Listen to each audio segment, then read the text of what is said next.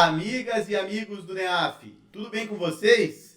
Meu nome é Márcio Gomes e sejam muito bem-vindos ao Top Atualidades. Na aula de hoje, nós conversaremos um pouco sobre alguns dos principais fatos políticos, econômicos, sociais e culturais noticiados durante o mês de junho de 2024. Como é tradição aqui no Top Atualidades, vamos dar uma olhadinha no nosso mural de notícias? Tentativa de golpe na Bolívia.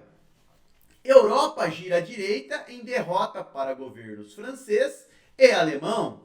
Cláudia Sheinbaum é eleita a primeira mulher presidente do México. Pantanal tem este ano maior área queimada em junho. E Lula sanciona a taxa das blusinhas para até $50.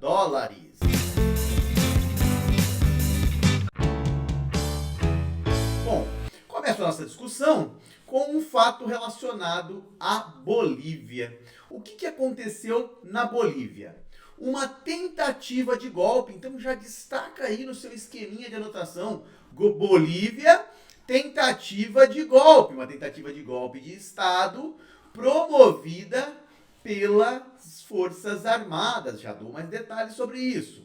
Antes, vamos fazer uma outra observação. Nome do atual presidente da Bolívia. A banca pode questionar isso. Então, a Bolívia, ela é presidida por Luiz Arce. Luiz Arce, que no passado possuía uma grande aliança com Evo Morales. Evo Morales, um presidente histórico da Bolívia, ficou 14 anos na presidência. Suave? Tá, Márcio, então deixa eu ver se eu entendi. Na Bolívia, está na presidência Luiz Arce e houve uma tentativa de golpe promovida pelas Forças Armadas. Exatamente. Soldados e veículos militares tomaram ali o controle da Praça Murillo, que essa praça fica na frente do Palácio Queimado, a antiga sede do governo. Essa ação, e é importante anotar o nome porque o nome foi muito noticiado, ela foi liderada pelo general Juan José Zuniga, que havia sido destituído dias antes por Luiz Arce. Então, um general liderou essas ações. Esse general diz o seguinte, que é necessário, você tomar o poder para restaurar a democracia no país e melhorar a situação. Mas que situação é essa? Então, vamos observar o contexto boliviano. Há, no momento, uma luta política entre essas figuras que um dia foram aliadas. Luiz Arce e Evo Morales. Em 2025, teremos eleições na Bolívia. E Evo Morales aparece, indica, levanta a mão ali, que será candidato. No entanto, Luiz Arce teria direito a uma reeleição. Tal disputa entre os dois dividiu o partido MAS, que é Movimento ao Socialismo. Inclusive, o Luiz Arce perdeu maioria no Congresso. Então há uma disputa ali, ainda mais em bastidores, mas que começa a afetar já a política boliviana, entre Luiz Arce e Evo Morales. Tá. Um outro ponto importante, na última década, a Bolívia teve um crescimento econômico representativo. Foi até apelidado o fenômeno de milagre econômico boliviano. E agora houve um esgotamento desse modelo. Então, na Bolívia existe uma falta de dólares, há uma dificuldade na importação de alguns produtos, até mesmo há registro da falta de combustível, então há uma deterioração econômica na Bolívia. Tá? E, consequentemente, um descontentamento entre os bolivianos. Então, este era o cenário, minha visão do fato. Observando essa disputa, observando o descontentamento da população, o Zuniga tomou um ato que vislumbrava que poderia ter apoio da população. Resumindo, o golpe não avançou, tá? Não obteve êxito. Então vamos direto ao ponto. Primeiro questionamento que eu vislumbro numa prova. Qual país sul-americano teve uma tentativa de golpe militar? Bolívia, ok? Tá. Nome do presidente da Bolívia, porque às vezes o enunciado traz o nome do presidente e te ajuda na resposta. É o Luiz Arce. E o contexto boliviano é importante. Então, há uma disputa política entre Arce, o atual presidente, e o ex-presidente Evo Morales. A situação econômica não é das melhores, aquele milagre econômico boliviano não acontece e, consequentemente, isso gera um descontentamento da população. Então, eu não tenho dúvidas, mas nenhuma, de que esse fato será objeto de questão de atualidades em concurso público.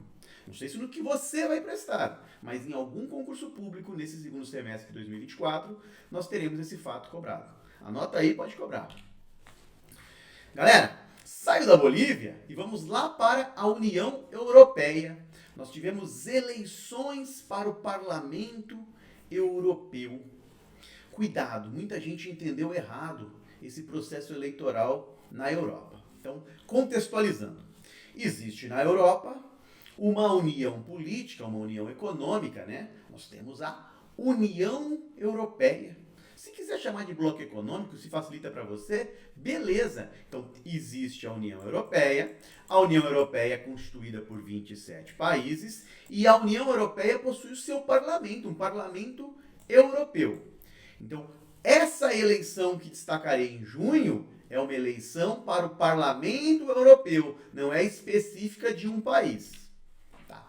E como que funciona, Márcio, esse Parlamento Europeu? Pois bem, os países membros da União Europeia, eles possuem uma quantidade de vagas nesse parlamento.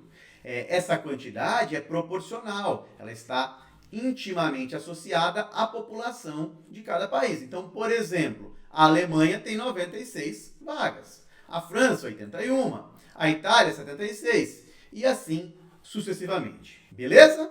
Tá, Márcio, compreendi. O que chama atenção no resultado para o Parlamento Europeu? As siglas, os partidos de direita, de centro-direita, conquistaram maioria das cadeiras.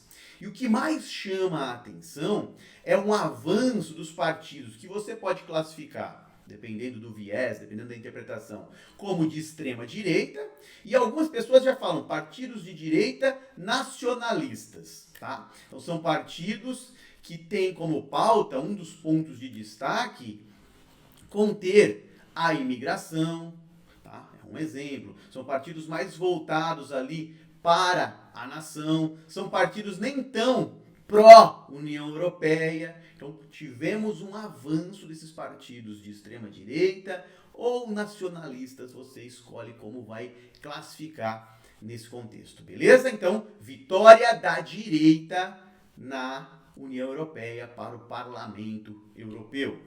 Bom, mais ainda, a gente precisa destacar uma coisa. O partido que mantém maioria, né, e é um partido que praticamente controla ali desde 1999, é o Partido Popular Europeu.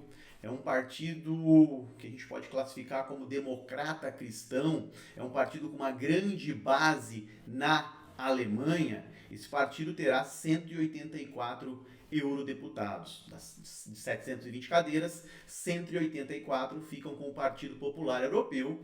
Ele é classificado como de centro-direita, certo? Então, partido com maior número de cadeiras. Chama atenção para a vitória, né? Quando eu digo vitória, é o aumento no número de vagas do partido Identidade e Democracia, que é um desses partidos de extrema direita, um desses partidos nacionalistas, é um partido que tem como líder na França Marine Le Pen. E a representatividade dos votos desse partido abalou a estrutura francesa. Tanto que o presidente Emmanuel Macron, que perdeu, né, nessa eleição, ele perdeu na França para o partido de Marine Le Pen, ele resolveu dissolver o parlamento e convocar novas eleições. E aqui que está o equívoco. Muitas pessoas entenderam que foi uma eleição na França e o Macron foi lá e dissolveu o parlamento numa tentativa de golpe. Tem nada disso, cuidado. Foi uma eleição para o Parlamento Europeu. Na França, o Macron perdeu para Marine Le Pen, seu partido não obteve tanto êxito, e ele, percebendo essa movimentação na sociedade, acabou dissolvendo o parlamento e convocando novas eleições. Eu gravo essa aula antes do resultado das eleições francesas, tá? Só para deixar claro, mas parece que o partido de Marine Le Pen vai ter aí uma quantidade significativa de cadeiras nessa eleição interna da França. Na Bélgica também a gente pode destacar o Alexandre Croo, ele renunciou após o seu partido perder aí nessas eleições para o Parlamento Europeu. Então, direto ao ponto. Resultado das eleições para o Parlamento Europeu. Vitória, né? A gente olha a maior parte das vagas. Vitória dos partidos de centro-direita e direita. Fique de olho, né? Um crescimento dos partidos de extrema-direita e nacionalistas. Então, um crescimento desses partidos. E consequências dos resultados. Na Bélgica, renúncia do primeiro-ministro após o seu partido ser derrotado.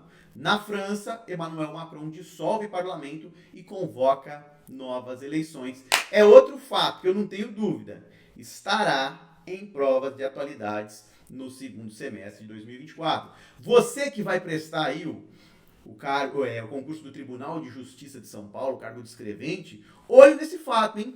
Pode estar lá. Agora vamos para a América Latina. Voltamos para cá. Outro fato. Ó, printa.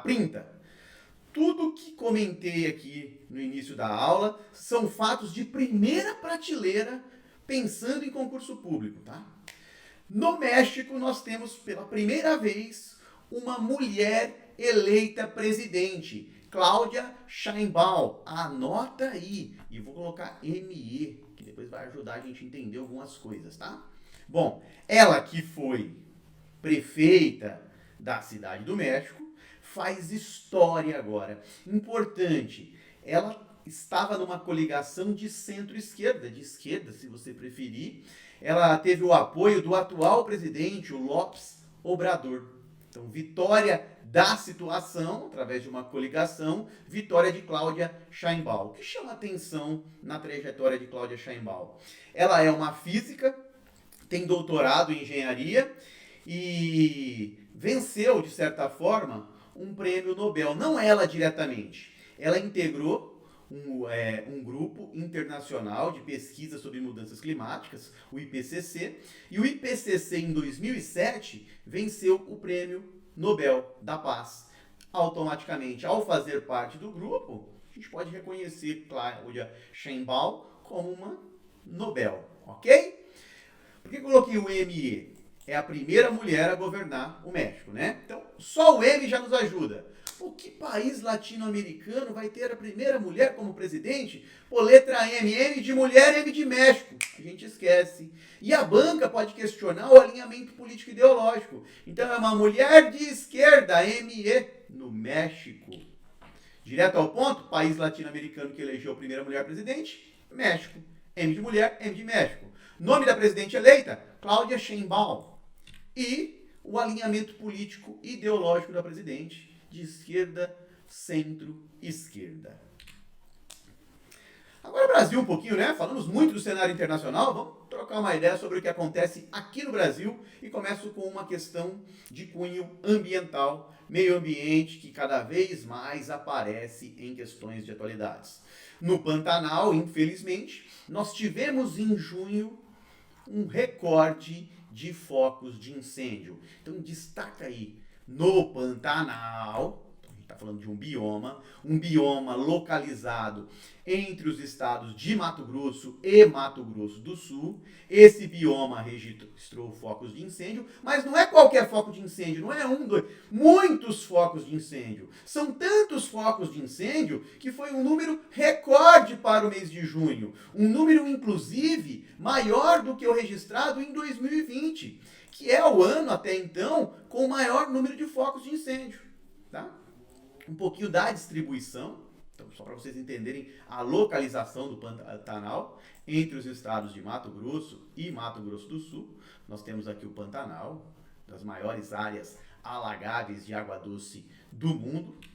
Então, mais de 3 mil focos de incêndio para o mês de junho. Mais de 600 mil hectares consumidos pelo fogo. Isso equivale aproximadamente a 800 mil campos de futebol. Então, Márcio, isso é uma pena. Pô, o Pantanal, como que eu vou lembrar? Porque a banca vem com um enunciado que destacará que um bioma brasileiro, esse bioma brasileiro pegou fogo, tem muitos focos de incêndio, e eu quero que você faça a seguinte reflexão. Poxa, se pegou fogo, pô, muitos animais morreram. Pô, a vegetação foi destruída. Pô, é uma tristeza. Pô, é uma pena. Falei pô várias vezes. Pô, começa com a letra P. P de Pantanal, a gente não esquece mais, beleza? Mas sua dica foi muito boba. Não tem problema, vai te ajudar a lembrar na prova? É isso que interessa.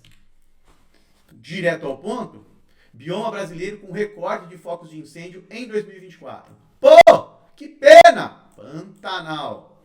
Cuidado. Em 2023, nós tivemos diversas notícias sobre incêndio na Amazônia e Manaus. Cuidado. Parte dos brasileiros acaba entendendo, devido à relevância, à grande discussão da Amazônia, que tudo que acontece é na Amazônia. Cuidado, Pantanal.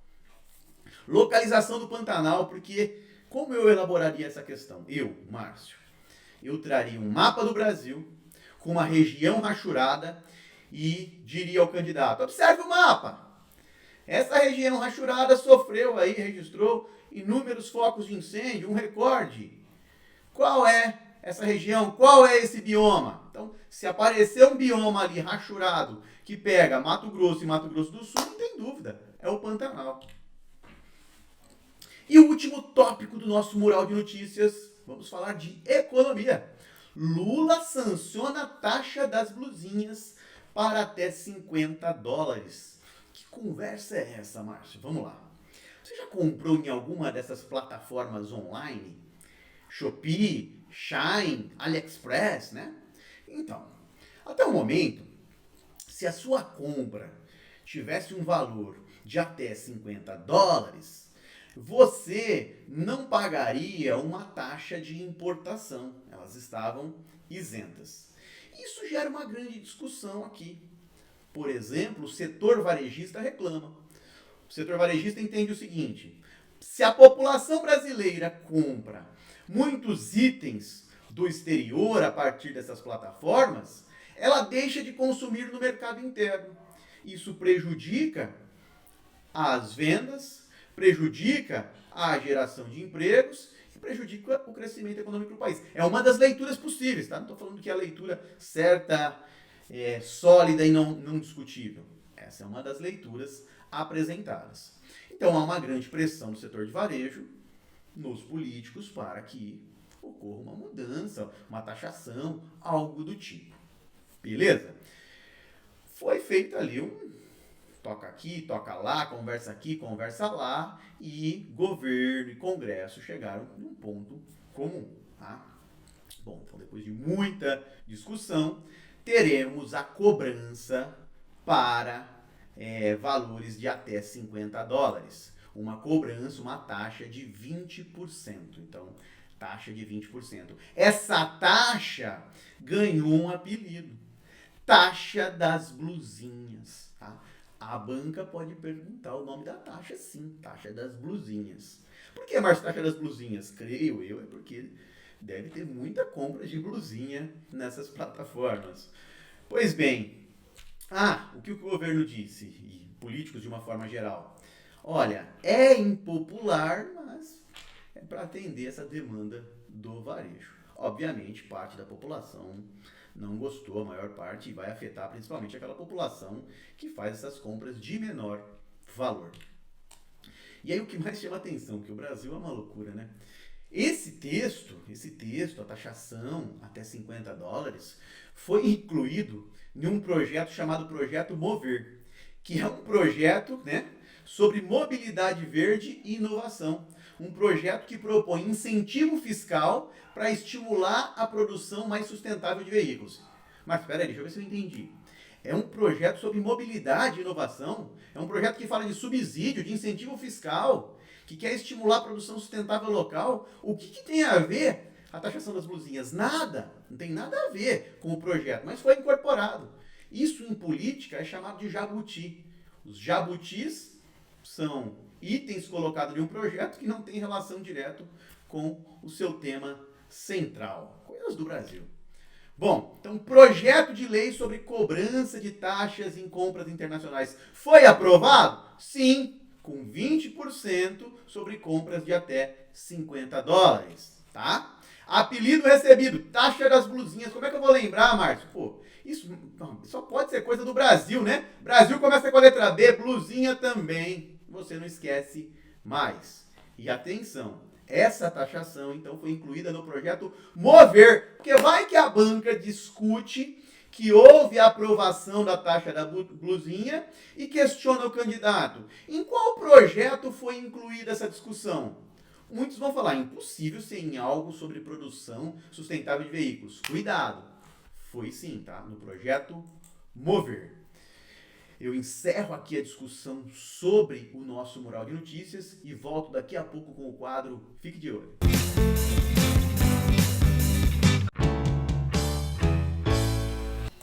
Pessoal, dando continuidade ao Top Atualidades, vamos para o quadro Fique de Olho, um momento em que as notícias, os fatos, são comentados aí de uma forma direto ao ponto.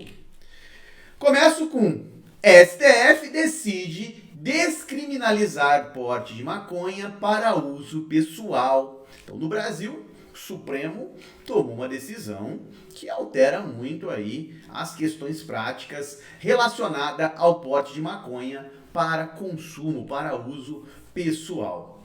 Então, destaca aí, cuidado também, muita interpretação equivocada sobre essa decisão. Vamos por pontos. Primeiro, quem tomou no Brasil uma decisão sobre o porte de maconha? O STF, Supremo Tribunal Federal. Não é decisão monocrática, é uma decisão do plenário, ok? Segundo ponto importante, descriminalizou o porte para consumo próprio. Não é a legalização da maconha. Ela continua proibida no país. Nós temos a Lei de Drogas de 2006. Então, não é legalização, é descriminalização.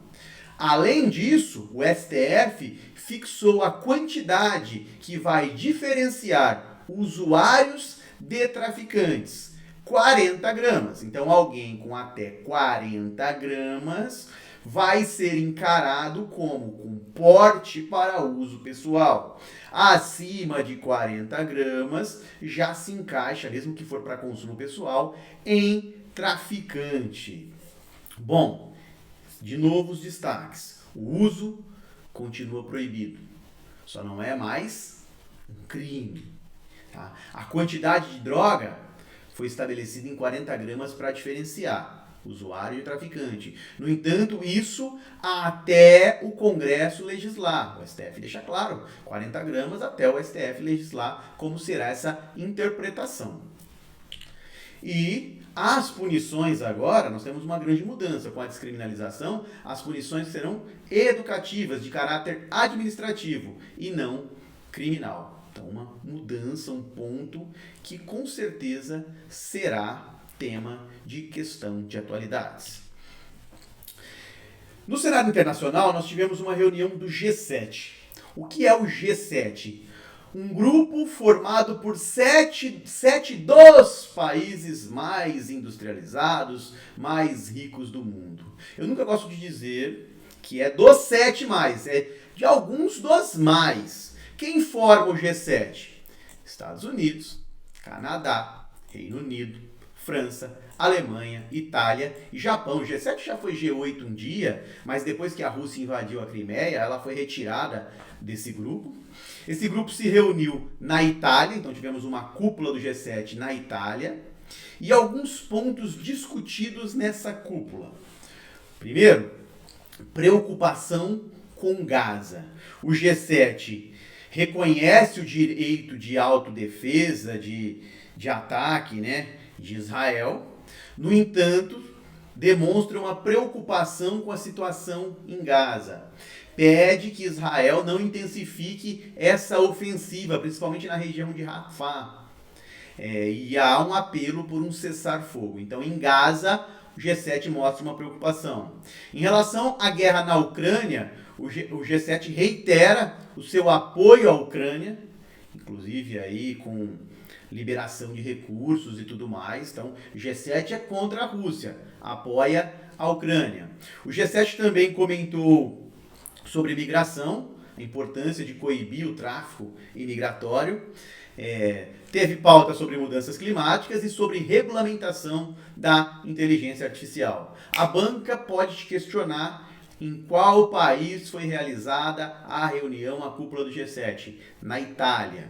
Destaco ainda que, apesar do Brasil não ser um país membro do G7, o Lula foi convidado. O Lula, assim como o presidente indiano. Então, Lula esteve na cúpula do G7, lá se encontrou com algumas figuras, entre elas o Papa Francisco, Emmanuel Macron, presidente da França, e o Narendra Modi, da Índia. Então, alguns destaques da viagem de Lula até a Itália.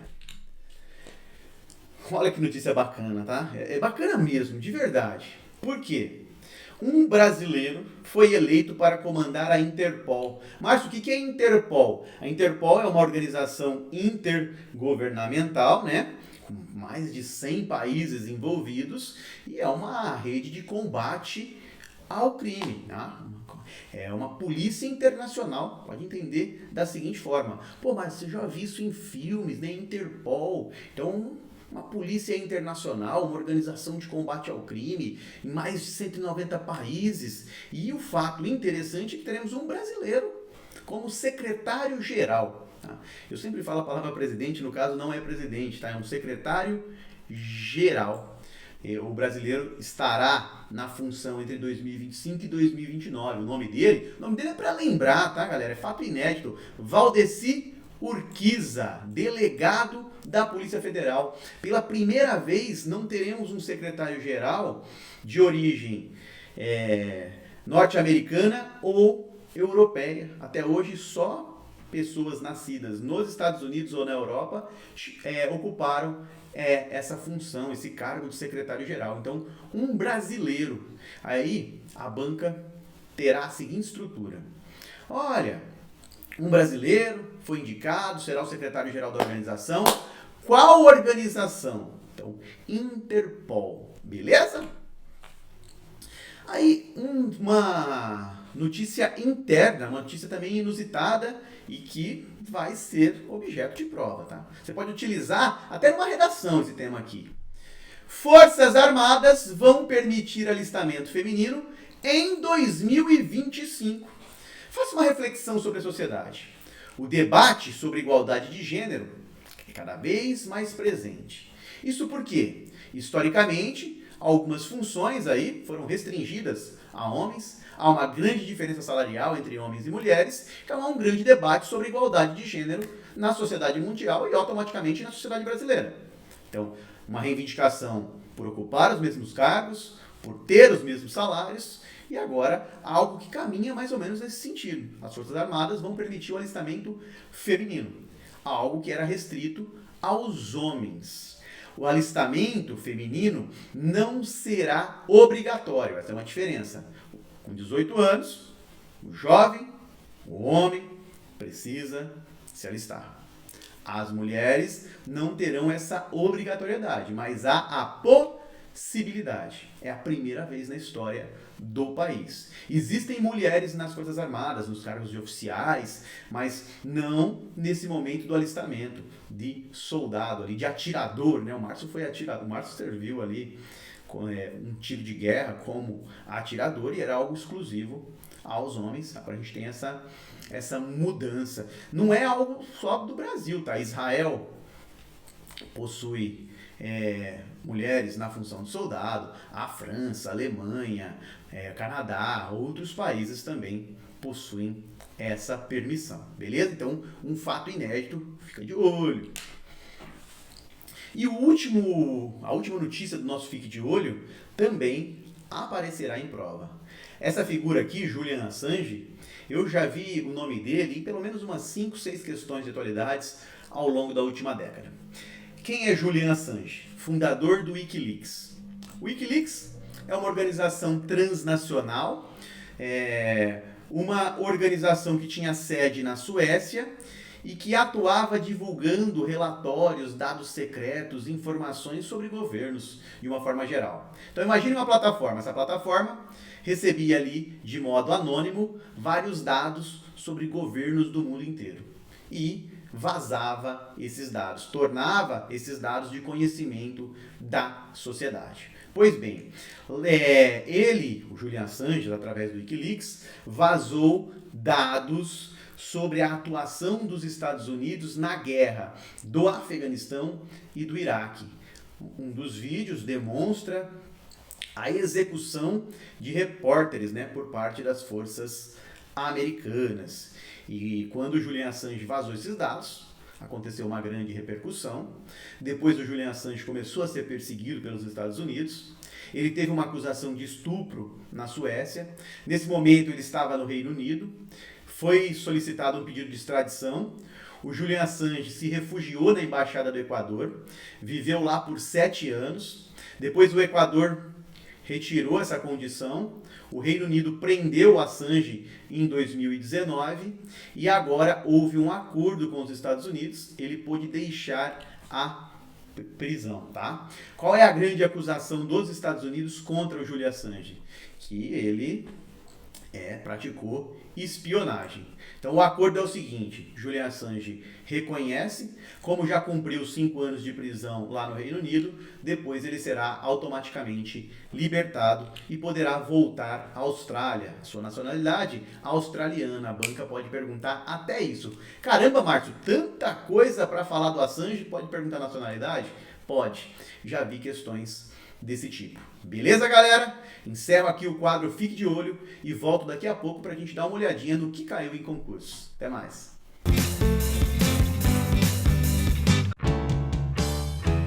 E no último bloco do Top Atualidades, vamos dar uma olhadinha no que caiu em concurso.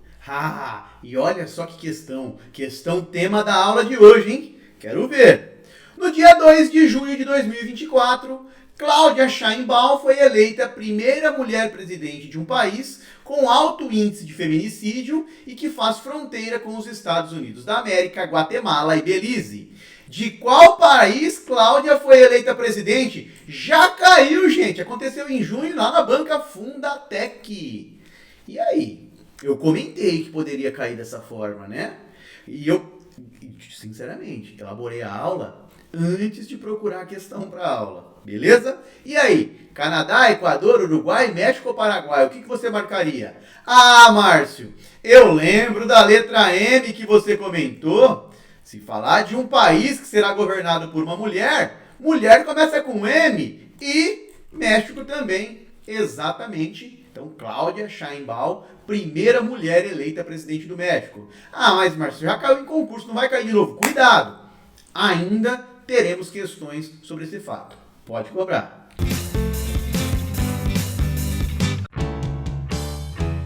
E no nosso momento redação, eu trago uma proposta, uma ideia, um conceito que vislumbro que pode aparecer em redação. E que talvez muitos candidatos não estejam preparados. Que é a ideia de ansiedade ambiental. Como assim, Márcio?